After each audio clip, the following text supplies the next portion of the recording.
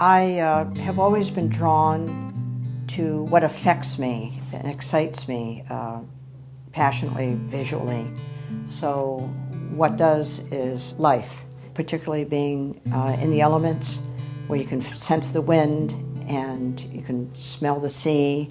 The light is fantastic and it's always changing. So you ask me what excites me, I think that excites me because it's a springboard to other possibilities, what I can make out of that.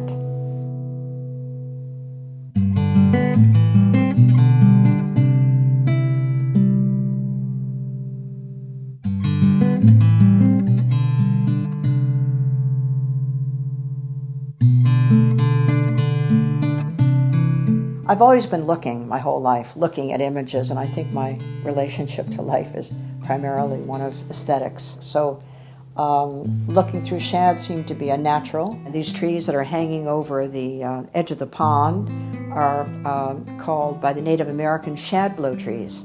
And they have these white blossoms, and they just hang over the water, and beautiful white.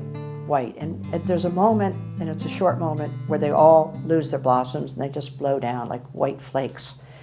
And when I'm standing there looking, I'm looking out, I'm looking through, and I'm connecting not just with the literalness of the object of the tree and the water, but you're looking through to something bigger and something beyond. And so I thought looking through shads was a natural sort of keystone of the show.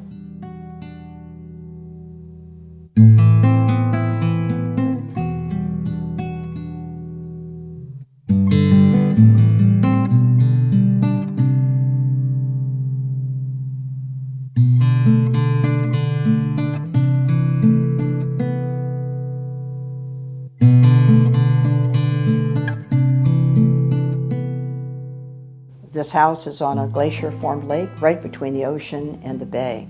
So the setting is pretty profound, and the ocean, I mean, Montauk's the very end of Long Island, and I think that it really feeds the soul. And I grew up as a child on North Truro, Cape Cod, and I got the feeling of the bare feet and the sun on the dune grass pretty young, and I have kept that ever since. So I think coming to Montauk, I think I've connected with it much earlier time.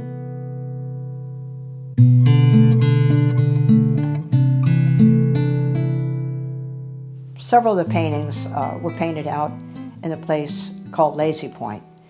It's got an island called Hicks Island, and there's a cutaway. Cutaway is an opening to the bay, which is almost near the ocean when you're in Montauk. And that cutaway, the currents are terrific coming in at different times or going out depending on the tide. And you have that little spit of land, and then you have this tremendous sky, and then you have the currents. So the light is always vibrant, it's always changing, and it's always moving. Now when I'm painting the landscapes that are based on just ocean and sky, I'm painting it differently than when I paint the rose or the quince, which is many, many layers. They're done a little bit similar to a watercolor. I'm working large brushes, working very thin, letting it dry, and working over it. So you're building all of the motion. You're keeping spontaneity alive. You're keeping that energy that you're feeling alive in the way you're painting it.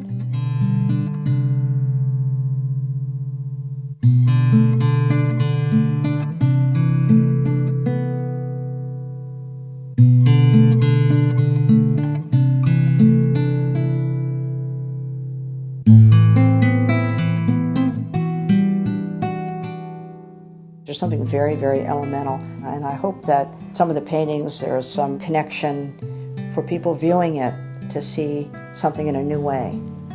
I would like that.